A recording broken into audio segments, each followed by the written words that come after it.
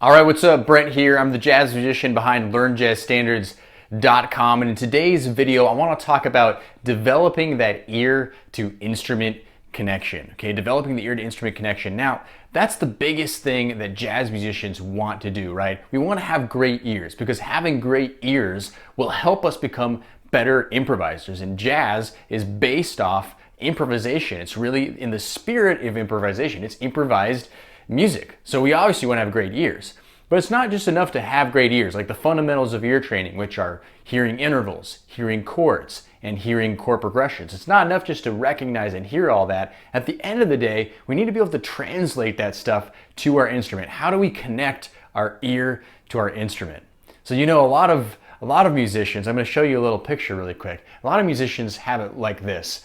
They have their ear on one side and they have their instrument on the other side, okay? And they're kind of separate entities. They aren't one thing. They're not completely connected. But what we want to do is we want to start connecting them so that ultimately they're just one and the same thing. When you hear your favorite jazz musicians or just musicians in general playing, it almost feels like the instrument is an extension of their body, right? It's an extension of who they are. It's not a separate thing that they're trying to play music on.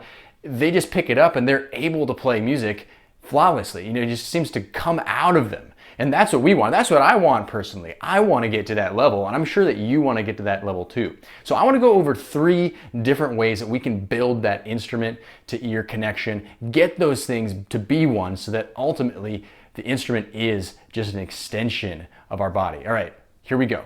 Now, number 1 is learn licks and solos by ear. Now, this one is a very musical application of this, right? The more that we learn little solos or licks or ideas from our favorite musicians, the more that stuff kind of sinks in, right? And we're able to hear that stuff and then actually learn it on our instrument. So the more we do that, the faster we get at doing that and translating what we're hearing to our instrument, just from sheer practicing, from sheer exposure, and from time and effort. Because if you've ever transcribed a solo before, when I mean transcribing, I mean just learning by ear. You don't have to write it down. But if you ever learned a solo by ear, it's a lot of effort. It takes a lot of time. It's a big process. And probably if you've been doing it for a while, you'll know that when you first started, it was kind of tough. But the more you did it, it got easier and easier and easier to the point where you don't have to struggle as much to lift something off of a record. And if you're more of a beginner player listening right now, you might feel like, wow, this is pretty tough. This is tough to do this. But I guarantee you, the more that you do it, the easier it gets. And the reason it gets easier is because you're developing that ear to instrument connection. That's why it gets easier. You get more critical listening skills and are able to hear what those sounds sound like and get it onto your instrument quickly and easily. So that's tip number 1, is to simply learn jazz solos and licks by ear. Now, number 2 is to learn songs by ear, okay? And I always evangelize this on Learn Jazz Standards because at the end of the day, we need to learn these songs by ear. They're gonna really sink in better. We're gonna get them better. We're gonna understand them better. And the thing that this does is it's really an extension of learning licks and solos by ear. It helps to make our listening more critical, right? We're not just passively listening anymore. We're critically listening to the music that's going on and helping us really hear what's happening. And the more we translate that onto our instrument, hear what that chord is, hear what that chord progression is, get that onto our instrument, be able to navigate that, whether it's arpeggiating the chords, whether it's, if you're a piano player or guitar player, actually playing those chords for yourself, the more that connection builds. So that's a really simple tip number 2, learn jazz standards, learn songs by ear. Okay, now tip number 3 is to practice melodic dictation, and I really love this practice. The other ones were very musical and applicable to jazz music, but melodic dictation is a great way to really tighten up this connection. I'm going to show you some examples of me doing this in just a second.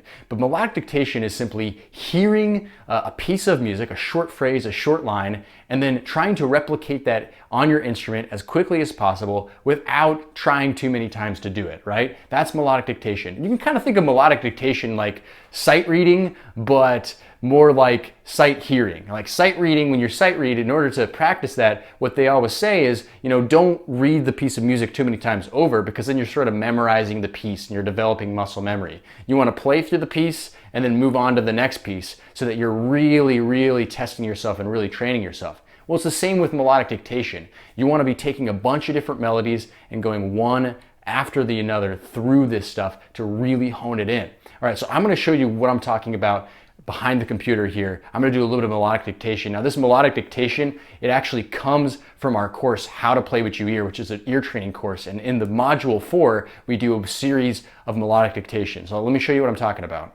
All right, here I'm behind the computer here, and we are in a module of the How to Play What You Hear ear training course. It's just for example, just to show you how melodic dictation actually works. So the idea of it, again, is that it's kind of like you're just playing through it as fast as possible. You hear it, and you can listen to it several times and try to get it in your ear, and it depends on how difficult the melody is, but you're just trying to get it on your instrument as fast as possible. And it's okay if there's mistakes, it's okay if it's not perfect. The idea is you want to get it as close as you can and then move to the next one and keep training your ear this way to try to pick up these notes and translate it to your instrument for yourself. So let me go through these, several of these, just to show you what I'm talking about. Let's try melody 1.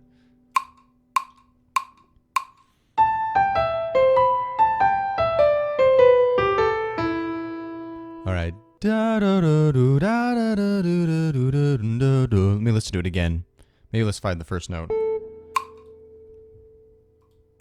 I think that's it.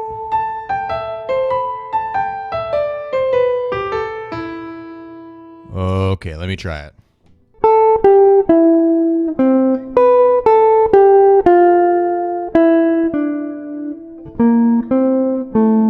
Let me try it again.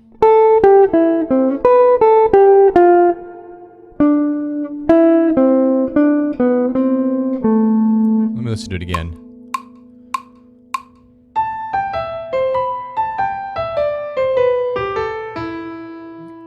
All right, let me try that.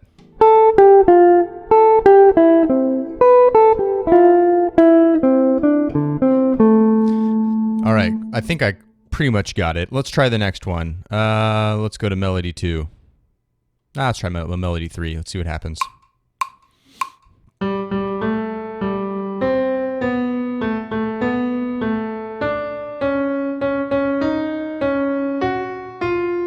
Oh man, these are the best melodic dictations because I recognize that's Happy Birthday, but it's being taken into different keys, right? So it makes it kind of, it really is going to challenge my ear here. So let's do it again.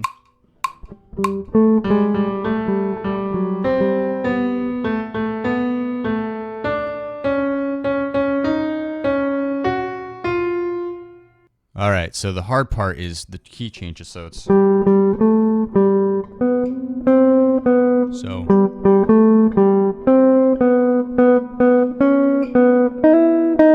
is that it? Let's try it.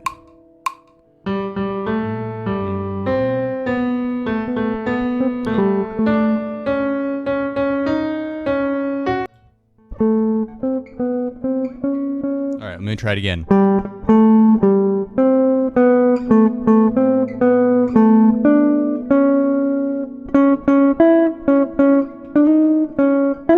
Oops.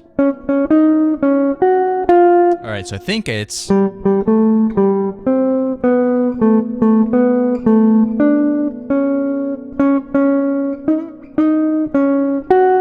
Let's listen to it one more time. Here we go.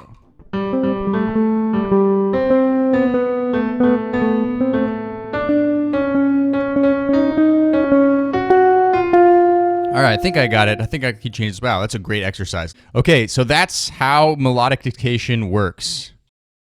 Now, the other way that you can put melodic dictation into practice without, having to, sign on to our course or have some pre-record melodies for you is simply by going to records that you like, listen to a little phrase, stop the record, and try to play it back. Then move on to the next phrase, try to play it back. That's a great way to practice melodic dictation as well as just little tiny fragments from recordings that you like to listen to.